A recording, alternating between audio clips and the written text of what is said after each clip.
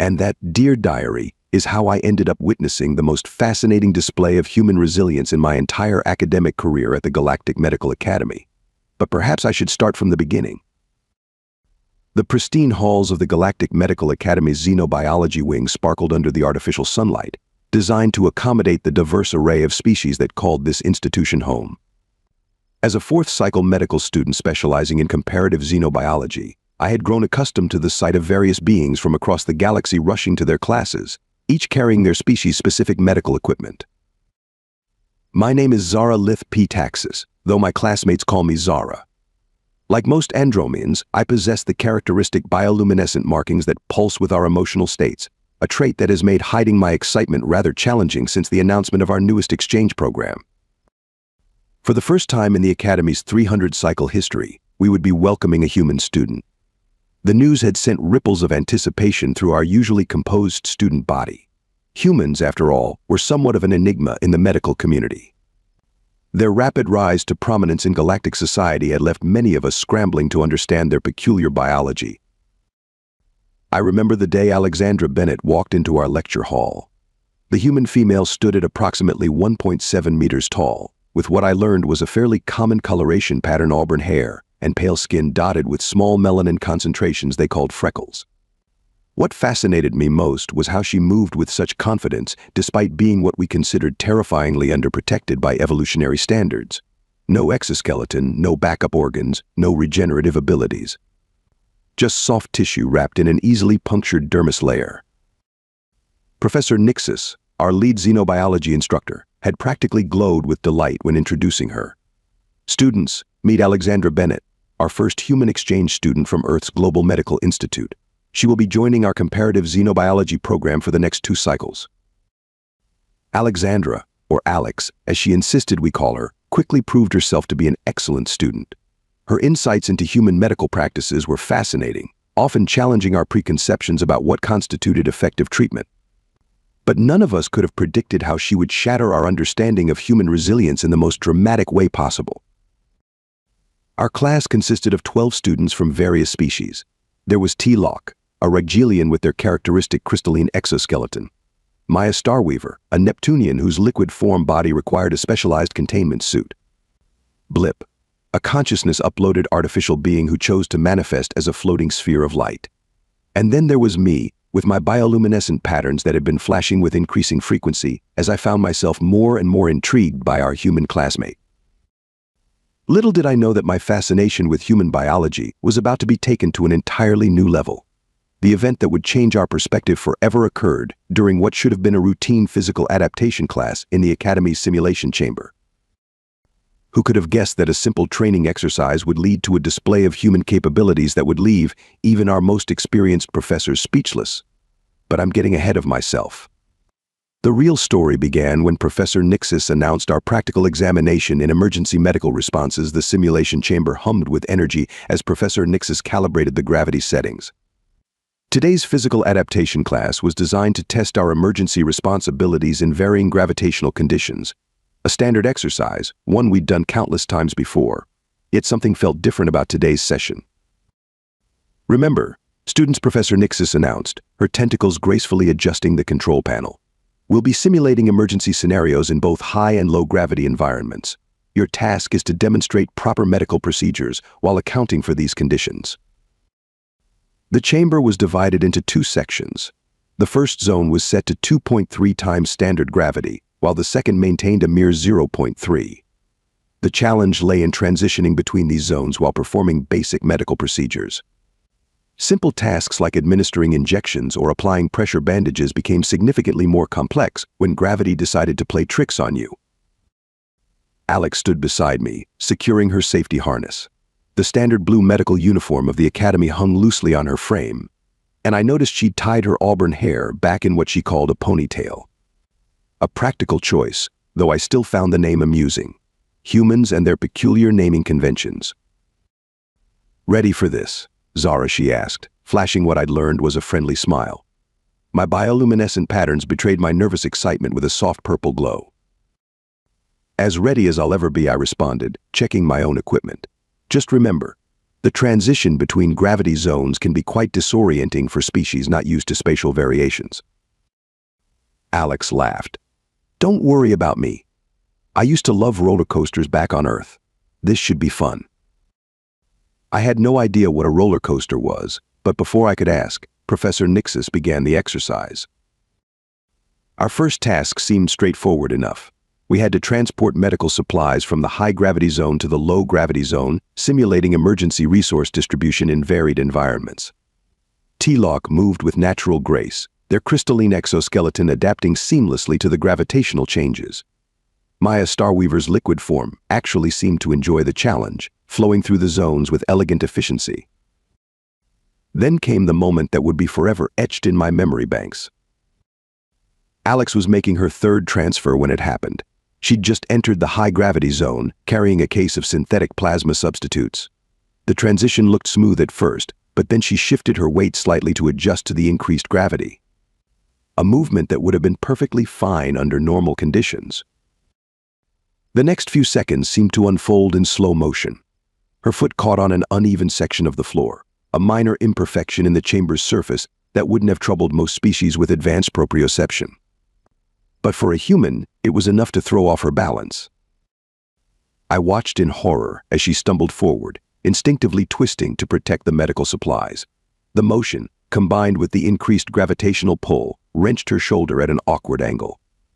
The sound that followed, a distinct pop that echoed through the chamber, made my luminescence patterns flash a brilliant white in alarm.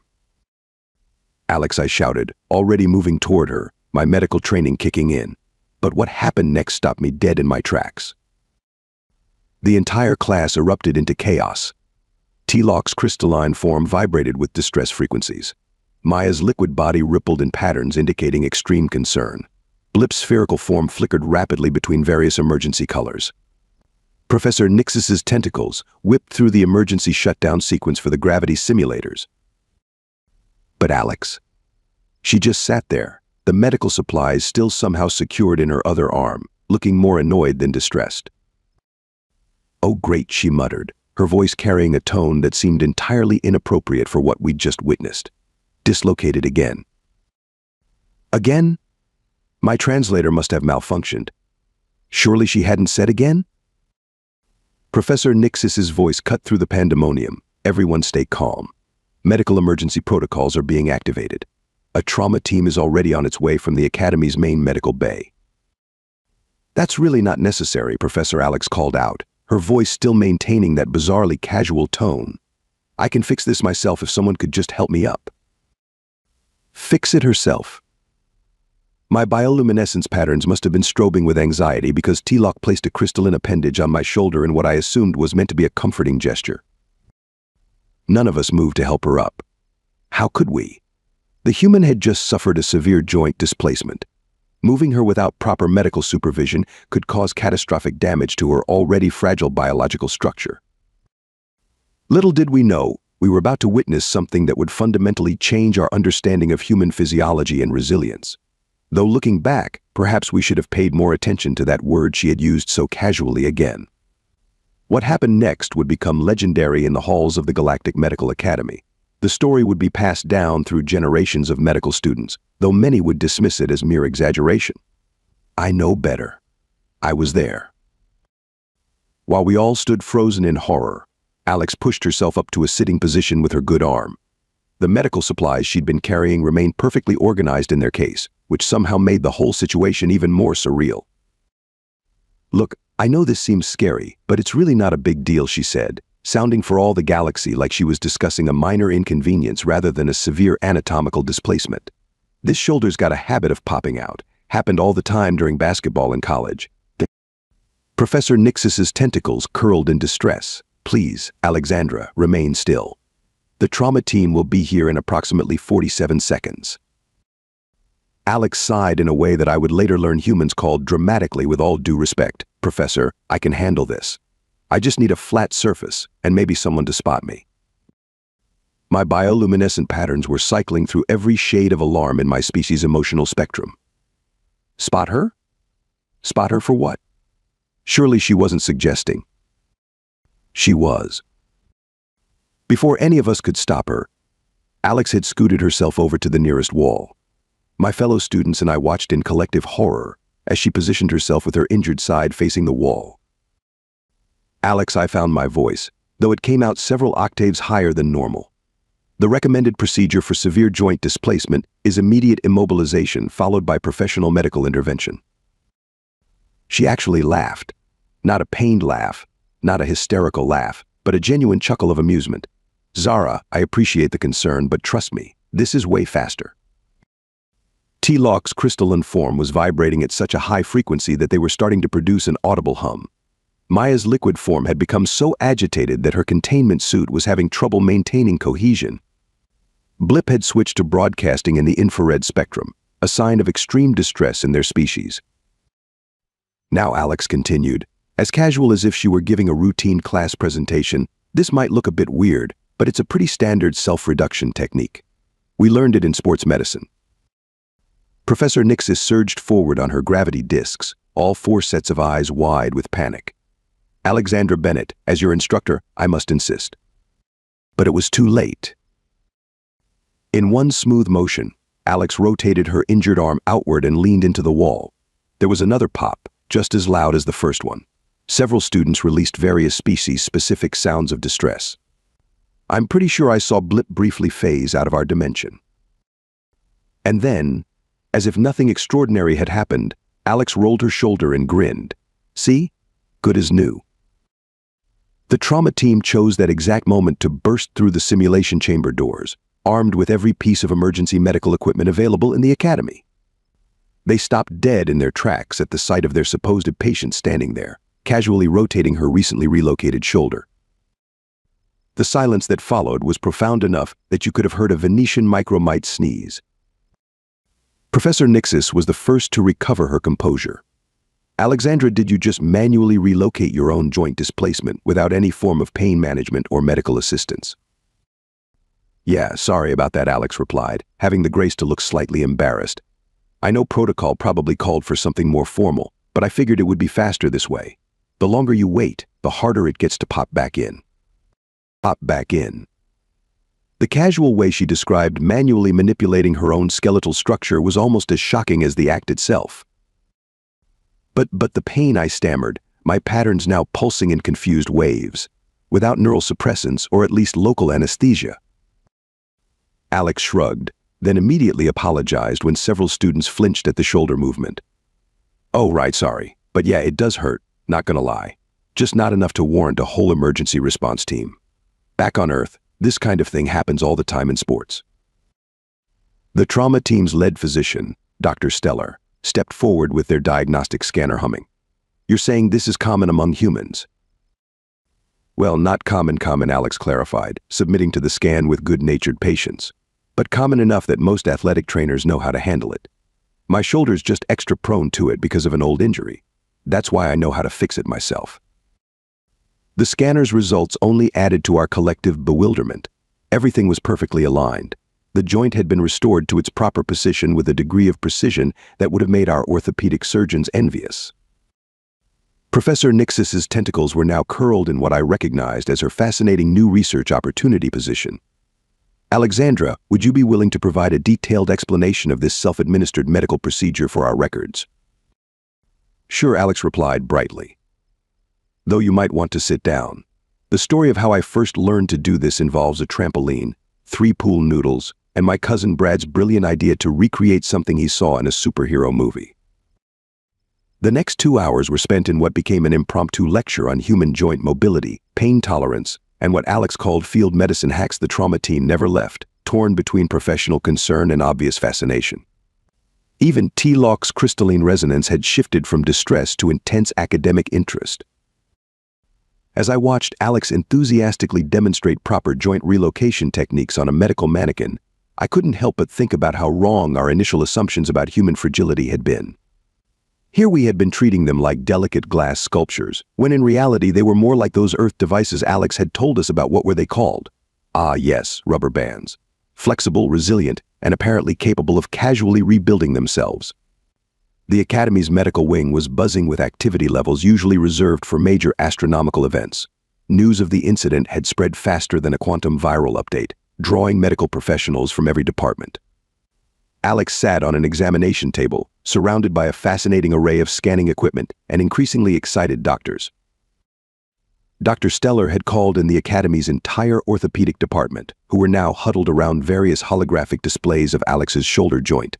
Their discussion had devolved into what could only be described as professional giddiness. "The connective tissue adaptation is remarkable," Dr. Luminary exclaimed, her bioluminescent patterns matching my own excitement. "Look at how the musculature automatically compensated for the displacement." "And the proprioceptive awareness required to perform self-reduction," Dr. Nova added. All three of his eye stalks focused on different data streams.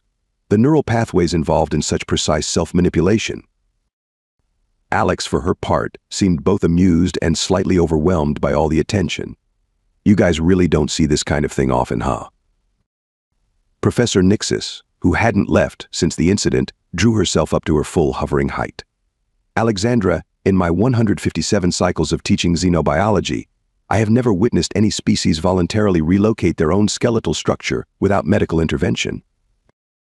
Really, Alex looked genuinely surprised. "But what about emergency situations? Like if you're somewhere remote and medical help isn't immediately available?" The room fell silent as medical professionals from a dozen different species contemplated this scenario. It was T-Lock who finally spoke up from their observation position near the door. "Our species typically evolved either robust external protection," they gestured to their own crystalline form, "or rapid healing capabilities," a nod toward Maya's liquid state. "The concept of manually reassembling our bodies is unsettling." "Humans are unsettling," Blip contributed, their spherical form pulsing with what we'd learned was their version of nervous laughter. "No offense, Alex." "None taken," Alex grinned. "Though I should probably warn you, this isn't even the weird stuff. Wait until I tell you about how humans sometimes have to reset broken noses." Several medical monitors registered spike in stress indicators from various medical staff members. Dr. Stellar stepped forward, datapad in appendage. "Alexandra, would you be willing to participate in a comprehensive study of human emergency medical responses? Your species' ability to perform self-diagnosis and treatment could revolutionize our approach to emergency medicine." "Sure," Alex nodded, then paused. "Though maybe we should wait until after the weekend? I promised to teach Zara and some of the others about human recreational activities. We're going to try something called bowling." I noticed several of the medical staff exchange concerned glances. Professor Nixis's tentacles curled in what I recognized as her preparing to intervene position. Perhaps, she suggested carefully, given today's excitement, a less physically demanding activity would be more appropriate. Alex laughed. "Oh, don't worry. Bowling is super safe. Well, unless you drop the ball on your foot, or get your fingers stuck, or slip on the lane. You know what? Maybe we should start with mini golf instead." The medical staff's concern did not appear to be alleviated. Dr. Nova cleared his throat, or at least made the Centaurian equivalent of that sound. "Before we discuss recreational activities, I would like to review the biomechanical data from today's incident. The readings suggest that your pain response was well below what our models predicted for such an injury." "Oh yeah, the pain thing." Alex shifted on the examination table, causing several monitoring devices to beep an alarm. "That's probably worth discussing. Humans have this neat trick called adrenaline." What followed was a fascinating 2-hour lecture on human emergency biological responses. The medical staff's horror gradually transformed into academic enthusiasm as Alex described various situations where humans had performed extraordinary feats of self-preservation and medical improvisation. "And that's why you should never underestimate a human with duct tape and basic first aid knowledge," she concluded, to a room full of furiously taking notes. Professor Nixis had filled 3 datapads with observations. "This is extraordinary. Your species' ability to adapt and improvise medical solutions goes far beyond anything we've documented in standard xenobiology texts." "Improvisation is kind of our thing," Alex admitted. "My great-grandmother once used superglue to close a cut when she was out hiking. Worked perfectly fine until she could get to a doctor. She used adhesive as a medical supply." Dr. Stellar's professional composure finally cracked. That's brilliant," Alex suggested. "Terrifying," Dr. Stellar corrected. "Though also, yes, brilliant in a distinctly human way." I found myself nodding along, my patterns glowing with new understanding. The more we learned about humans, the more fascinating they became. Their bodies weren't fragile at all, they were incredibly adaptable, designed to bend rather than break, to heal rather than avoid injury altogether. I believe Professor Nixis announced, her tentacles arranged in what we all recognized as her important academic declaration. Information that we need to completely revise our emergency medicine curriculum. Alexandra's demonstration today has highlighted significant gaps in our understanding of biological adaptability and emergency response capabilities. The medical staff murmured in agreement, already forming research groups and planning new studies. I noticed several of them eyeing Alex with what could only be described as academic hunger. Hey, Alex raised her hands in mock surrender. I'm happy to help with research, but maybe we could start with something simple, like how humans can crack their knuckles. The sound of several medical professionals dropping their data pads echoed through the room. Actually, Alex continued, clearly enjoying herself now, there's this whole list of weird things humans can do with their joints. Want to hear about voluntary finger dislocation? Dr. Stellar's monitoring badge began flashing with stress indicators. Perhaps Professor Nixis intervened smoothly. We should process today's data before exploring additional human medical peculiarities. I watched as my fellow students and the medical staff filed out of the room, their conversations a mix of professional excitement and mild trauma. Alex hopped off the examination table, rolling her shoulder experimentally. Well, she said, turning to me with that characteristic human smile, that was fun. Still up for bowling this weekend. My patterns flickered between academic curiosity and medical concern. Only if you promise to teach me more about human emergency medical techniques, though perhaps without the practical demonstrations. Deal, she laughed. Though wait until you hear about what humans can do with broken toes and tape. The monitoring equipment in the corner started beeping again. Somewhere down the hall, I heard what sounded like Dr. Stellar scheduling an emergency meditation session. The next xenobiology class was unlike any we'd had before. Professor Nixis had converted our usual lecture hall into what Alex called a roundtable discussion format, though the furniture remained decidedly non-circular to accommodate various species seating requirements. Today, Professor Nixis announced, her tentacles arranged in an educational pattern. We will be discussing emergency medical approaches across species, with a special focus on adaptive responses and self-treatment methods. Alex sat in her usual spot, now surrounded by curious classmates, rather than the respectful distance they'd maintained before. The incident had transformed her from an interesting curiosity into something of a medical marvel. So T-Lock began, their crystalline form shimmering with academic interest. Humans regularly perform medical procedures on themselves. Well, not regularly, Alex clarified, but we can if we need to. It's part of our basic survival instinct. Humans are pretty good at figuring out solutions on the fly. Maya rippled thoughtfully in her containment suit. But how do you determine when self-treatment is appropriate versus seeking professional medical assistance? That's where it gets interesting. Alex leaned forward, her enthusiasm evident. We have this unofficial system called the "is it really bad though" scale. Professor Nixis's recording tentacle perked up. Could you elaborate on this diagnostic system?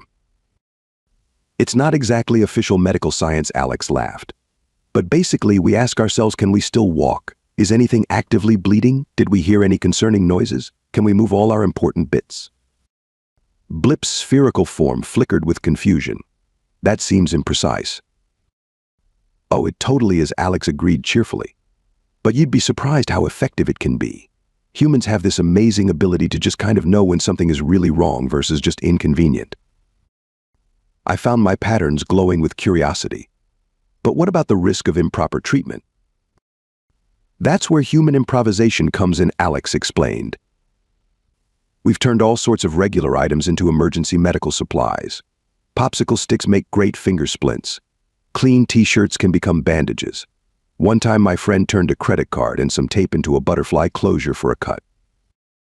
The room fell silent as everyone processed this information. Professor Nixis's tentacles were practically dancing with academic excitement. Your species adapts everyday objects for medical use, she asked, all 4 sets of eyes wide with fascination. Humans adapt everything for everything, Alex nodded. We're basically space raccoons. If we can pick it up, we'll figure out at least 3 ways to use it. Space raccoon's T-Lock's crystalline form vibrated with confusion. "Oh, right," Alex grinned. "That's another Earth animal. They're these clever little creatures that you know what. Maybe we should stick to the medical discussion for now. The point is, humans are really good at working with what we have." Professor Nixis gestured with her primary tentacle set. This adaptive capability seems to contradict our initial assessment of human fragility. "That's because you were looking at it wrong," Alex explained. "Humans aren't fragile, we're flexible. Sure, we can get hurt easier than some species, but we're really good at dealing with those injuries and keeping going."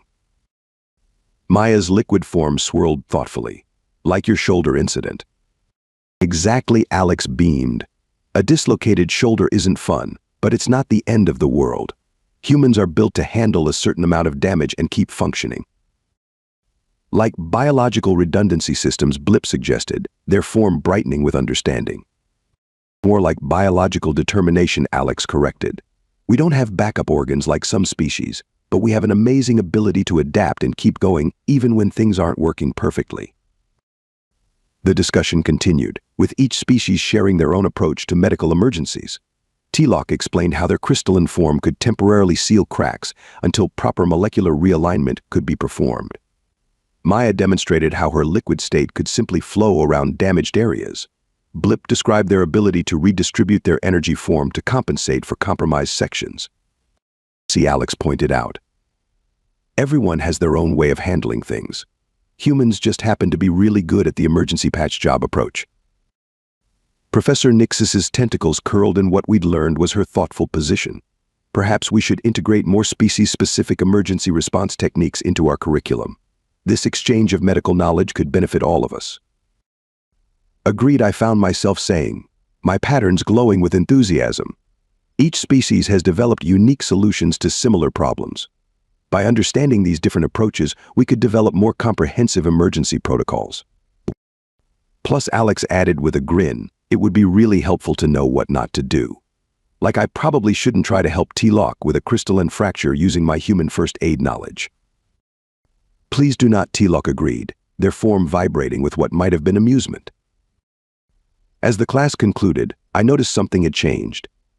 The careful distance my fellow students had maintained from our human classmate had disappeared. Instead, small groups had formed, each eagerly sharing their species' unique medical approaches and emergency responses. Alex moved between these groups, asking questions and sharing stories, building bridges between different biological perspectives. She had transformed from an object of concern into a valued source of alternative medical knowledge. "You know," she said to me as we left the lecture hall, "I think this whole shoulder incident might have been the best thing that could have happened. Nothing brings people together like sharing weird medical stories." Looking at my classmates' animated discussions and Professor Nixis's delighted tentacle arrangements, I had to agree. Sometimes it takes a dislocated shoulder to relocate perspectives. The rest of that academic cycle brought numerous changes to the Galactic Medical Academy. The most obvious was the newly established Department of Emergency Improvisation Techniques, inspired directly by what became known as the shoulder incident. And that, dear diary, brings me to today's graduation ceremony, I write, my patterns glowing with nostalgia as I finish recording these memories. Who would have thought that a dislocated shoulder would revolutionize our entire approach to emergency medicine? The Academy's grand ceremonial hall buzzes with excitement. Today marks the first graduation of what the administration calls the post-shoulder incident class. Alex sits among us, her blue graduation robe matching everyone else's, though she's added what she calls a party hat to her formal academic cap. Professor Nixis takes the podium, her tentacles arranged in the most formal of patterns. Distinguished guests, honored faculty and graduating class of 2357, today marks a historic moment in medical education. She's right about that. Our class is the first to complete the new comprehensive emergency response curriculum, which includes everything from traditional medical procedures to what Alex calls MacGyver medicine, named after some human medical pioneer, I assume. This graduating class, Professor Nixis continues, has not only mastered traditional medical practices, but has also revolutionized our understanding of adaptive emergency response techniques. Thanks to insights gained from our human exchange program, we now better understand that medical excellence isn't just about following established procedures, but also about knowing when and how to improvise. I noticed Dr. Stellar in the audience, wearing the proud expression of someone who's just published a groundbreaking paper. Their recent study on human emergency medical adaptability has become required reading across all major medical institutions in the galaxy.